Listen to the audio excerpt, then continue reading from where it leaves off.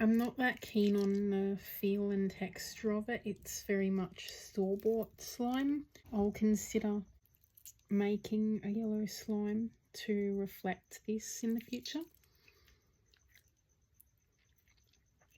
We'll see what we get next time, and maybe we can do something with that too.